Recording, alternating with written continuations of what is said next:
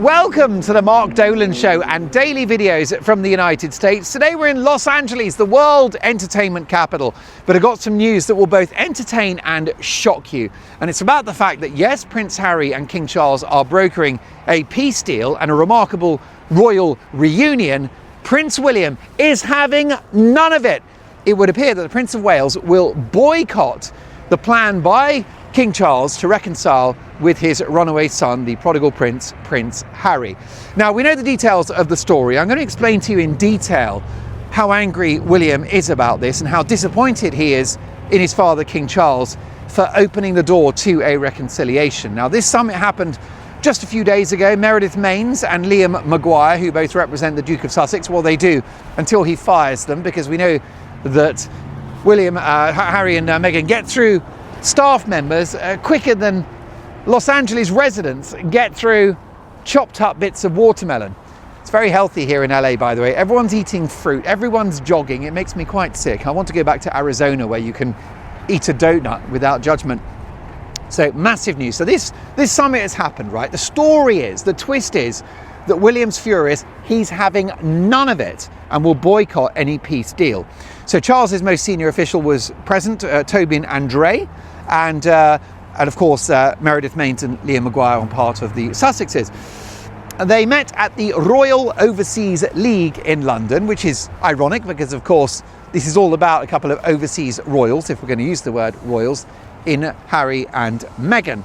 And very interestingly, that location, the Royal Overseas League, not only is it a sort of exclusive private members club, but it's moments from Clarence House, where King Charles and Queen Camilla reside. So the messaging is very strong, which is that King Charles, he wants peace. He's looking for a deal with Prince Harry, which is a terrible thing because you cannot negotiate with people like Prince Harry, who doesn't do anything in good faith.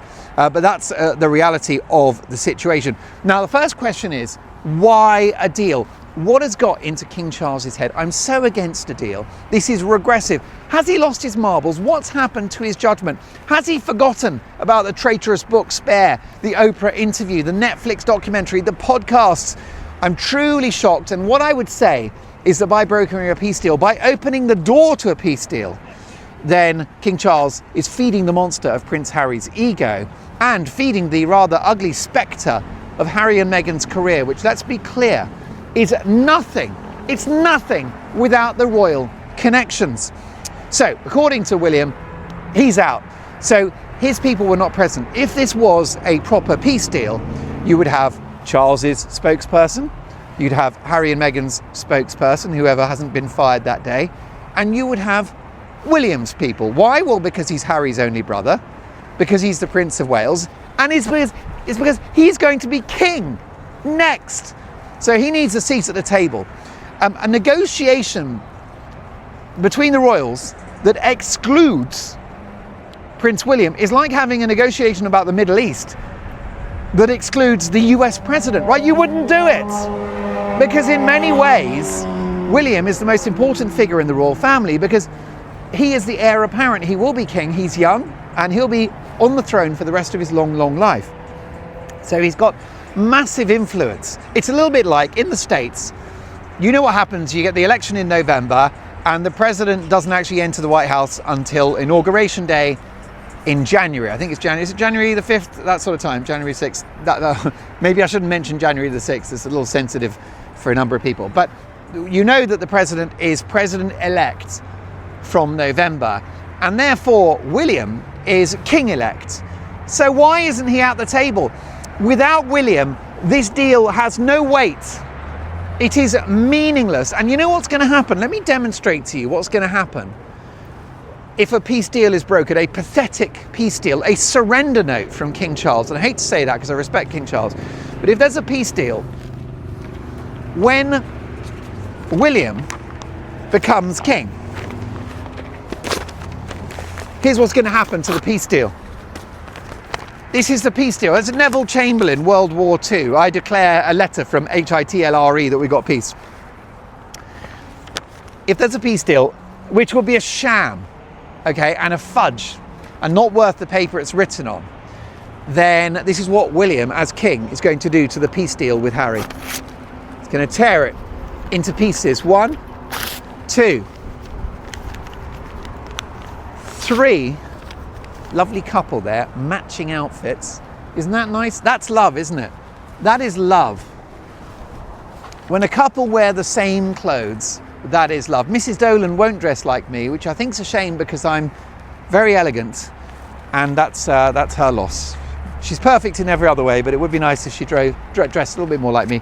By the way, I'm old enough to remember. Do you remember his and her watches? Let me know in the comments. Are you old enough to remember when companies, especially the ones that advertised in magazines, would sell his and her watches? And what you'd have is you'd have a lovely timepiece, and there would be a big one for the man and an identical smaller one for the lady.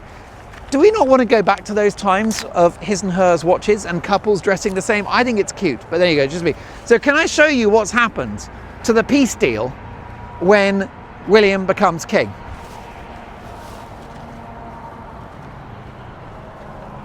All right. I might have to clean that up later, I will. I mean, paper is biodegradable, but I've come to America. Can I tell you something? Is the sound on, cameraman John?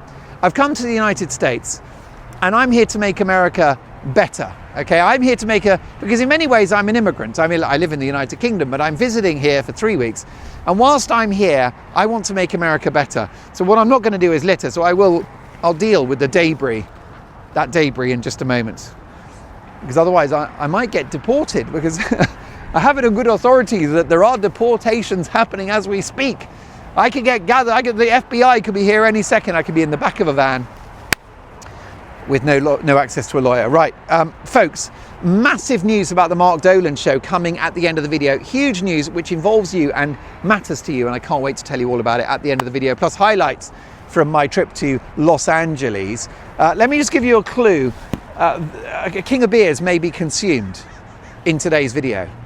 Find out why shortly. So listen, can we get to this? This is massive. So William, there will be on his watch no deal. And the deal is meaningless if William's not there, because he is the king-elect. Do you remember that very funny TV show, Police Squad, in America? And there was a character called Al, and he was too tall for the camera. Am I above the camera now? And that was the character of Al, would just come on like that, and he'd eat a banana. Anyway, it was a very funny show, Police Squad. It became a comedy film called The Naked Gun, which I understand they're remaking with Liam Neeson, which strikes me as a terrible mistake. I would leave the classics untouched. Leslie Nielsen, one of my all-time favourite actors, who was Canadian.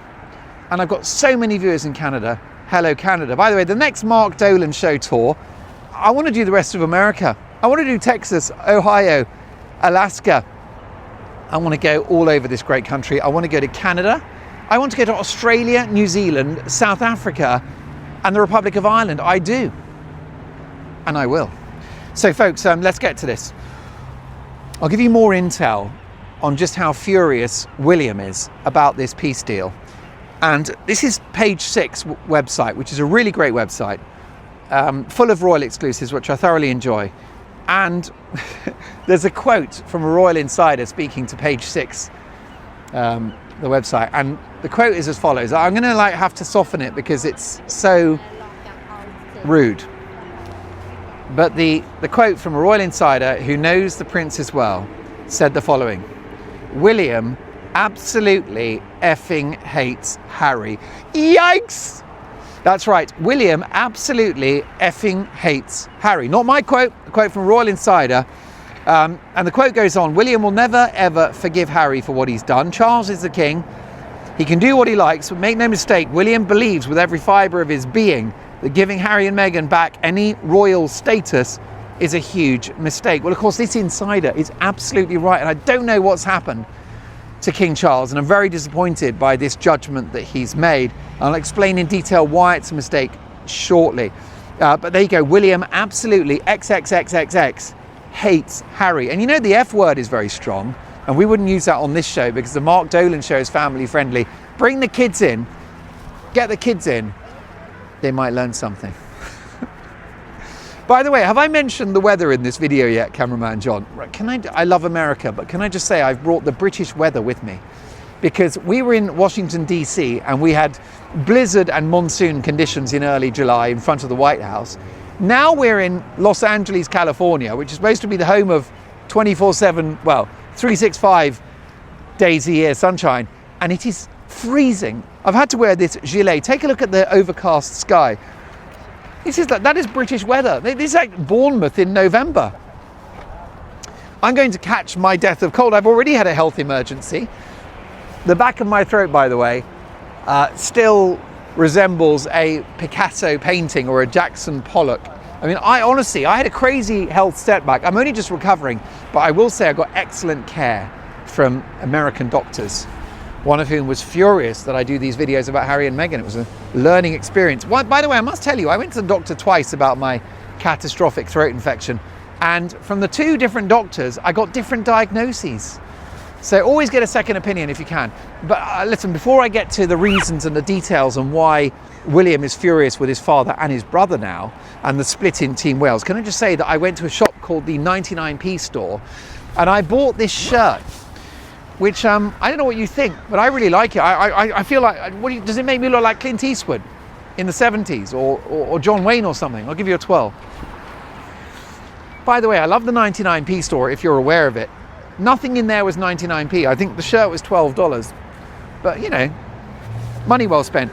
Anyway, I wanted to wear this beautiful American style shirt, this cowboy shirt, because I'm committed to this US project, but it's so cold. It's Arctic in Los Angeles. In fact, I've got an announcement to make before I get back to why Prince William will never forgive his brother. But first, I've come to America. I seem to have fixed global warming. I mean, I might have to take credit for that, because I'm in Los Angeles and it's freezing in July. The Mark Dolan Show has cured global warming. Mwah. It's me and all the Toyota Priuses in California. Right, let's get to this now and let's get to the business, because this really matters. Here's my interpretation of the William versus Harry. Are you ready? William does not want a deal. He's not interested. He doesn't want a deal. And that's why his people were not there, because if he sent his spokesperson from his office, that would have authority, it would carry weight.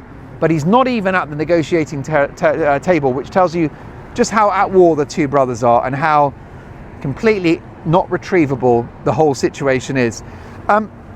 We know how traitorous the book Spare was in regard to Harry abusing his brother.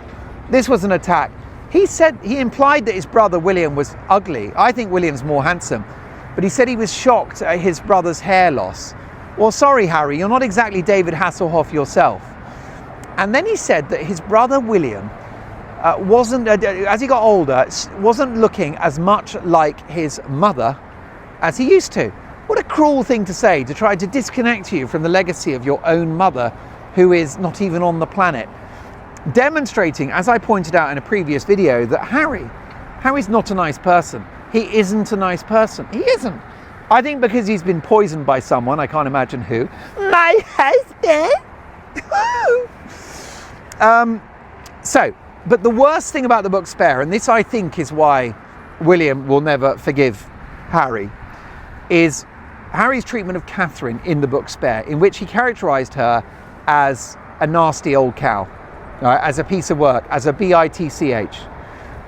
The characterisation of this woman, Catherine, is flawless. She's beautiful, she's a born princess, she's intelligent, she's caring, she's the natural Princess Diana 2.0, and she'll be a great queen. And yet all we got from the book Spare was vitriol about what a horrible sister-in-law she was. And that is so wrong, particularly given that Catherine has just beaten cancer. And I was on air the day that the announcement of her diagnosis was made. I was on my old TV show, where I had a lot less freedom than I have now. Big news about the Mark Dolan Show coming at the end of the video. But I was on air and I dropped a truth bomb. And I said, I was shocked, right, because the couple, the Sussexes, did a statement about Catherine's diagnosis of cancer. And that statement, I was the only journalist in the world to point out, it did not contain the word love in the statement. It was a really long statement, very wordy, probably done by AI. It was the efforts of ChatGPT, which, I'll be honest, artificial intelligence has more warmth than Harry and Meghan put together. And it didn't have the word love in it. And I pointed that out and I got attacked for it. But I'm sorry, I will always tell you as I see it. And so I don't think that Harry is a nice man, and that was demonstrated. And William knows that, and he's particularly angry that his wife has been treated so badly by Harry, and that's why he will never forgive him. So a few things to say. William does appreciate his father is king, and that his father is his father, right? You respect your father. Your father is always the authority figure in the family, and then you add to that the fact that he's the leader of the United Kingdom, the head of state of Britain and the Commonwealth. And therefore, you know, William is saying, look, I won't participate in this, but obviously if my father wishes to meet my brother and strike a deal, well, he's going to do that because he's the king.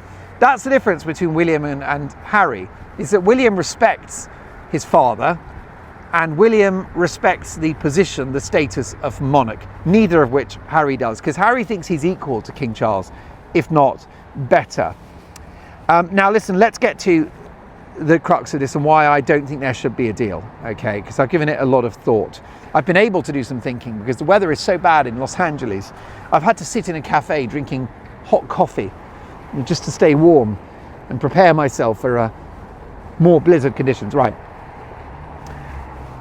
This peace deal, which William and I are against, we are united on that, is feeding the monster of Harry's ego, okay? And Harry is once again the spoiled youngest who gets what he wants. And Charles has proved himself to be too much of a softie.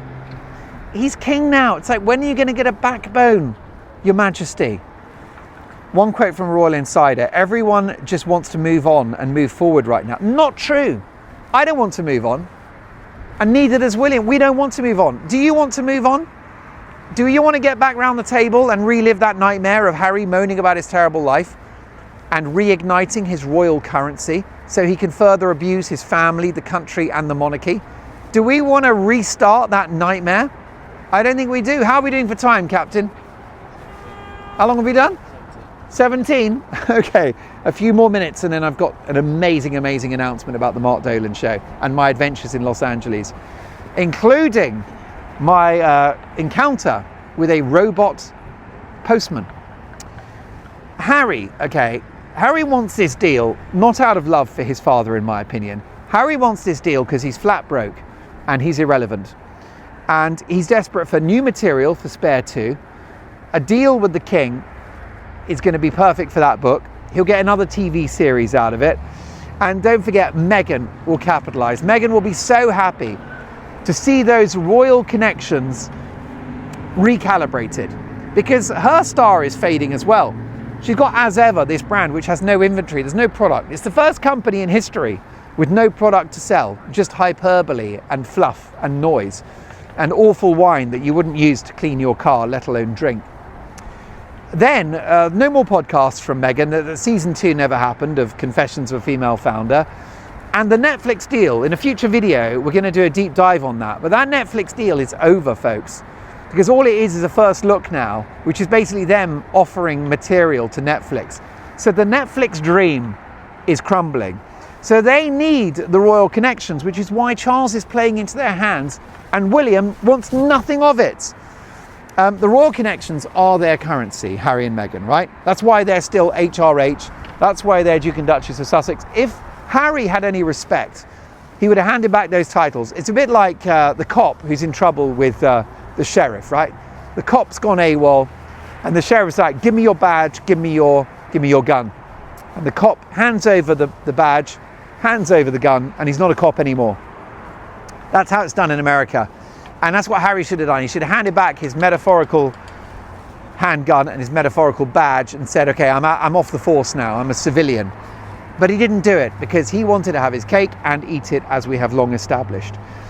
So, and William, by the way, will be spitting out his cornflakes this morning at the idea that Harry is ready to accept an apology from William and Charles. I mean, that's comedy in the extreme. Also, the bottom line is that this peace deal, if Charles strikes a peace deal without William, and it's just between him and Harry, it's worthless, because Harry is as reliable as Vladimir Putin when it comes to striking a deal, right? Vladimir Putin, he's like the president calls him, right? I think whether you like or don't like the president, he is trying to end that war, and he calls Vladimir, You're going to stop the bombing? You're going to stop the bombing? Yeah, I don't like war. It's not good business. I prefer construction. You're going to stop the war? And Vladimir's like, yes, Mr. President, I will have a ceasefire for 3 days. And the president's like, there you go, the art of the deal. Anyway, Vladimir Putin hangs up the phone and goes, okay, bomb Ukraine now. Land a few on Kyiv. And that's it. And the ceasefire lasts 3 minutes. Well, that's exactly what Harry's like. Harry's like a ginger Putin who says one thing and does another. You can't do business with people like that. Who's worse? Let me know in the comments, Vladimir Putin or Prince Harry. Amazing news about the Mark Dolan Show. I may be having a king of beers in today's video. Find out why shortly. And it's news that belongs to you as well as the show. So you can't negotiate. He's looking for a career reboot. And a reconciliation with Charles is exactly what he's hoping for. A leopard never changes its spots. And here's the other problem. This peace deal with Charles. Right, Charles thinks he's negotiating with Harry. Charles is wrong. Your Majesty, if you're watching the Mark Dolan Show, and I hope you do because it's a source of eternal royal truth bombs. Your Majesty, I will tell you that you're not negotiating with Harry. Folks, who's he negotiating with? If King Charles negotiates with Harry, who's he really negotiano avec? He's negotiating with my husband! He's negotiating with Meghan Markle because she's in charge. She calls the shots now. She's the one in charge of the money. They're her kids, that's established. It's her house. She's in her country, in her state. It's a tragedy. So really, Harry is her useful idiot, and he's there negotiating on her behalf. And so, good luck getting an honest deal with Meghan Markle, which is what Charles thinks he's getting, right? The Queen did a deal with Meghan. The Queen said, first of all, please stop bullying the gardeners. They're on minimum wage. I'm trying to protect the reputation of the royal family here. So please don't abuse these people who are pulling in $10 an hour to prune your hedges, which I would imagine are quite overgrown and unsightly. But the other thing, so the Queen said, can you please not use HRH when you leave England?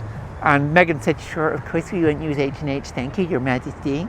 And then seconds later, after the Queen is gone, what does she do? She writes HRH on gifts to her friends, shares HRH messages on her Instagram, a disgusting betrayal. So that's why you can't trust this couple in any peace deal. It's not sound at all. And we know that the other thing that Meghan does, by the way, so Charles is negotiating with Harry, but really it's Meghan. Once this deal is over the line, by the way, look, what's that Elon Musk car? Zoom in on it, John, what is that? Over there. It's the, what do they call it? It's the Elon Musk Tesla pickup truck. I can't remember what it's called. It's a Cybertruck. It's very exciting. I'm meeting another very strange electronic vehicle in just a moment. America is very much at the zenith of the future. Oh yes, once Charles has got his deal with Harry, he'll be celebrating with a cognac, but he'll have nothing to celebrate because once the deal's done, Meghan will throw Charles under the bus like she's done with her half-siblings, her ex-husband Trevor, and of course, her own father, Thomas Markle Sr. Now, are you aware of his accommodation circumstances? Thomas Markle Sr. is now so poor, so broke, that he lives in the Philippines. He's in the Filipinas. He is in the Filipinas. The Filipinas is now where he hangs, in the penis. In the Filipinas. Filipinas. And do you know the poor man, right? He's in this building, it's a high-rise. I doubt that there's air conditioning, so he's up there on the 11th floor sweating his knackers off. In a building, it's the Filipinas, so I doubt that it was built with correct construction standards. Not like there's a magnificent structures. Look at that condo behind us over there, cameraman John. Wouldn't that be a nice place to live? That's where I might go when I move to the United States. I'll take cameraman John with me, pay him a few dollars just to film. I doubt that the building that Thomas Markle lives in is structurally sound because there's probably corruption involved in, you know, how it was commissioned and everything. He gets mugged and attacked by locals. Hey, Mr. America, you got some dollars? You got some dollars, Mr. America? And poor old Thomas Markle, so please don't take my money. I got no money. My wife, well, my wife's long gone. She likes marijuana, and my daughter doesn't talk to me anymore. All I've got is old videos of Suits to watch. And the other thing that we know about Thomas Markle, it was reported in the press, that his 11-story apartment block in the Philippines overlooks a 7-lane highway similar to this one. Right? This is what poor old Thomas Markle has to deal with. Okay, and he's lying there in bed, sweating his knackers off, watching old episodes, old reruns of Suits, to the sound of cars like this flying by. Tew, tew, tew, with locals robbing him. Hey, Mr. America, you got some dollars? You got some dollars, Mr. America? And tew, tew, tew. I'll be honest with you, right? If things get this bad for King Charles, if he thinks he can do business with Meghan Markle, then he'll be living in the same apartment block as Thomas Markle in the Philippines. Charles will be in the Philippines. He'll be in the penis in an incredibly hot, unair-conditioned building that's not structurally sound. I mean, of course I'm exaggerating, but seriously, Charles is naive. He was naive originally with Harry. He's not learned his lesson, but what's beautiful is that William has learned his lesson, and that when William becomes king, he will take Harry down, and he will take him down to Chinatown, is where he will take him, to Chinatown, where there is East Asian cuisine and a distinct East Asian population. In Chinatown is where he will take him to, the town of China, Chinatown. He will take him down to Chinatown. No! Cameraman John, take him down. What? No, Madam, will you take me down to Chinatown? Take him down. I'll try. There you go. This man's, he gets it. See, because he's an American. The Americans get it. The Americans are the elite population of the world. Take him down to Chinatown. Oh my God, it will be a thing of beauty. One more thing to tell you before we get to the highlights and the big news about the Mark Dolan Show. What's going to be great, when William becomes king, HRH will go. There may be an act of parliament to take Duke and Duchess of Sussex off them as well. They'll be banned from Buckingham Palace and Sandringham. There'll be no meetings, no forgiveness. Punishment will be a dish best served cold. And when Catherine is crowned queen, the hyper-competitive, ultra crazily bitter Meghan Markle will explode. When that priceless crown goes on her head, Meghan will be sitting watching it on a flat screen TV on her Samsung in the Montecito mansion, eating her flour sprinkles. My husband! And she'll be watching the TV, and she'll be halfway through her 11th bottle of cheap rosé wine, and she will explode. When the crown goes on Catherine's head, she will vaporize. Meghan she'll diffuse into a cloud of smoke. She will transmogrify into a gust of dusty wind. She will possibly turn to concrete. She might, I don't know which is the fairy tale where people get turned to concrete, but I think she will turn to stone when Catherine is crowned queen, and it will be a thing to behold. And when Meghan Markle turns to stone at the horror of Catherine being crowned queen, I will then buy that statue with the proceeds of the Mark Dolan Show and your amazing loyal viewership, and I will do every single show. I'll put the statue of the stone Markle in the studio, and she'll be sat next to me for every show. Right, before we go, let me just tell you a few things. First of all, big news about the show coming, but we are that close now to a sponsor for the Mark Dolan Show, and I've been talking to the company involved, and they're amazing. So I'm excited about that. So watch this space, but a sponsor is coming, and there's only a reason why a sponsor is coming, and it's 3 letters, Y-O-U, it's you. So thank you for your support for this channel. Big announcement before the end of the video, but first, here are the highlights of my first few hours in Los Angeles, California, La La Land. La, la, la, la, la, la. So we've reached the final stop in our US tour, and it is Los Angeles, California, which I love because it represents everything about America. So it's got scale, it's globally significant. Of course, Los Angeles is the world's entertainment capital. Some of the greatest music and movies and other cultural stuff has come from this particular location, which is basically the desert. It shouldn't be an actual human location. It's the wilderness, and yet the light was perfect for filmmaking, which is why Charlie Chaplin and Harold Lloyd and Buster Keaton and all these other legends made LA what it is, which is a movie town and an entertainment industry town. So, but then it's also got crazy poverty, and there's homelessness, and then there's millionaires, and there's Bentleys. So it's just like, it's everything, you know, it's just a wild city and very exciting and very stimulating, and I wouldn't change it in any way whatsoever. So it's the perfect culmination of our US trip to come to LA, which is basically America distilled, warts and all.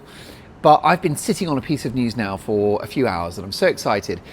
And really, this news is our news, not just mine. And it's the fact that the Mark Dolan Show, which began 6 months ago after I was fired from establishment TV. I was fired, can you believe?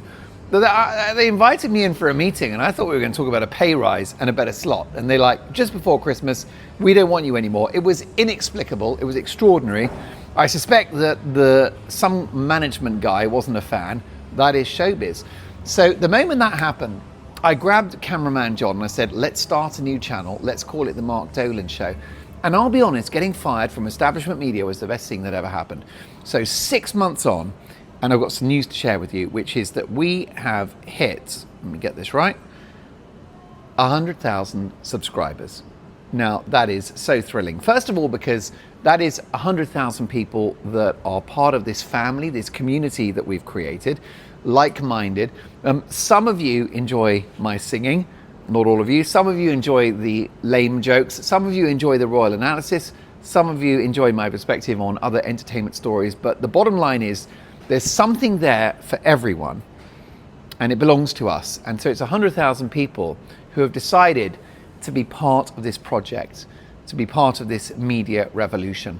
The truth is, you know, I don't always hit the high notes. I won't be your whipping boy. I don't always hit the I want to kiss the bride. Yep. I don't always hit the right notes, but I'm myself. So what you see is what you get. And I give you of myself every day for about half an hour.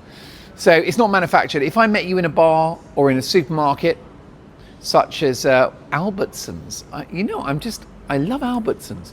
Are you familiar with Albertsons? It's an American supermarket, and it's quite humble. It's all like, everyone talks about Whole Foods and Walmart, but I think Albertsons deserves a bit of credit. It's charming. And I don't know how that came up, but the bottom line is that this has been an amazing experience, and it wouldn't exist if it wasn't for you, right? This show, this is what we do every day, and it's the greatest joy, and I wouldn't change a thing. And there's so much more to come, because it's going to be organic. It has been organic, and it will continue to grow.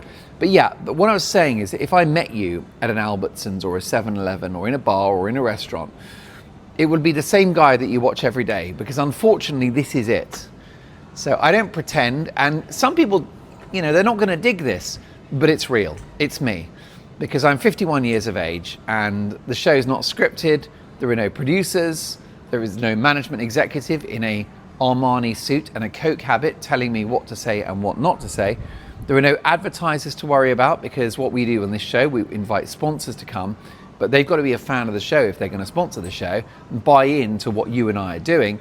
And then, of course, the brilliant ads on YouTube. YouTube is a great platform. I mean, I now work for an American media company. You know, I'm in partnership with YouTube, and may I say, God bless them for this platform. Another great thing about America. So I've talked about America a lot.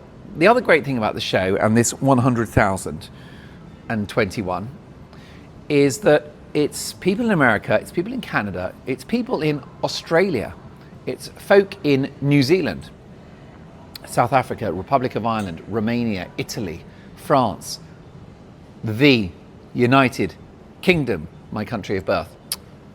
And I mean, I get the craziest comments from all over the world. Mexico, South America, China. There are people in China. There are people in China watching the show. that's pretty extraordinary. And by the way, when I mention countries, I always forget someone. But so the show's global and it's growing, and it's given me a reason to get up in the morning, right, after a major career setback, which I thought, that's it, it's game over. I'm just going to have to become a cleaning lady or something like that, which I would be very good at because I am thorough. I don't find the cleaning ladies always that good. Have you had a cleaner? I don't enjoy the cleaners. They come in, they disturb you. It's always the wrong time when they come, isn't it? It's a Tuesday morning at 10 a.m. It's not a good time. I'm hungover, I'm disheveled. I don't want some lady in the house of Peruvian descent. And then when she's gone, I find the house not that much cleaner. So if I had to, my plan B is I could be a cleaner. Anyway, cut a long story short, there we are. It's 100,000. I've got 2 words, pretty obvious words. I think you can guess them. Thank you. Thank you for, in 6 months, creating this channel with me, being on the journey, and helping me have a lot of fun. And it's just the beginning. We've got such a long way to go. But I know it's going to be a magical journey, and I cannot and will not do it without you. Now, I will say that I'm a bit of a waffler, which is why we missed the sunset here in LA. But cameraman John, let's at least have a look at... The sun is behind those clouds. And this is give us a zoom in on the Beverly Laurel brand. And then do you want to go for the hotel motel? Oh yeah, that's good. Let's have a look at the pool as well. Cameraman John and I were speculating, could you jump into the pool from the 4th floor? I think you'd get away with it, and it would be a viral video, and I'm not going to risk it because I've got years and years of broadcasting to give you. This is the new frontier, isn't it? We've had establishment TV, and it's all legacy media, and it's in decline. And the digital world, with people with real voices like myself, what you see is what you get, seems to be the future, and the future belongs to us, and I belong to you. Before we go, let me give you a quick tour of the Beverly Laurel. I will say that cameraman John has chosen good hotels, and he's also chosen bad hotels, such as the Motel 666. But the Beverly Laurel is perfect. We're going out on a bang. I've got many videos from Los Angeles. We're going to go all over the place. And this is our base for the next few days. So come into room 301, which complicatedly is on the 4th floor. Make it make sense. 301, 4th floor. That confused us for a while. Okay, in we come. Let me just switch off the very loud air conditioning. The aircon sounds it's like a kind of World War II siren. Anyway, we're losing the light, but pleasant beds, very separate because cameraman John and I are professionals, but there's no personal dimension. It's business and business only. So he's got a bed, I've got a bed, and what they've done with the Beverly Laurel is gone for a kind of 50s retro. The building dates back, it kind of, I should say 60s actually. I think Beverly Laurel was opened in 1964, which was a great time for America, the swinging 60s. It was brilliant in Britain and London, and it was great in America as well. A time of optimism and growth, economic activity. Detroit was the automotive capital of the world. And so it was a very different kind of America, absolutely suffused in optimism. And what they've done with the Beverly Laurel is they've redecorated it, but it's kept the 60s vibe. So you've got like a quirky little clock, and you've got a traditional transistor radio, and the styling is really good. This is the telephone, which unlike the Motel 666 is an actual phone that actually works. And then the best thing, look at the retro fridge. And this is the moment where we decide how are we going to celebrate 100,000 subscribers of the Mark Dolan Show, a wonderful moment for which I thank you and which is our success. Well, I think it's time for a beer, isn't it? The problem is, what kind of beer would you have if you really wanted to celebrate? You got no option. It would have to be, would it not?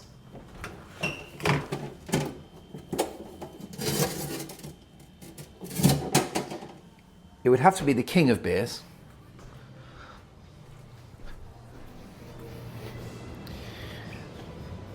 Which is Budweiser. Now, we know Budweiser is the king of beers because it's written on the can. It says king of beers. That makes it a fact. Let me be very clear about this, that if something's written down by a company, that's the truth. It's certainly my truth. So it's with great pleasure that I crack open this ridiculously oversized can of beer, because the Americans like everything bigger, and I will say cheers, thank you, to your good health and many more adventures to come. Thank you for watching the Mark Dolan Show, and more importantly, thank you for being part of this growing media revolution. Cheers. Delicious. It really is the king of beers.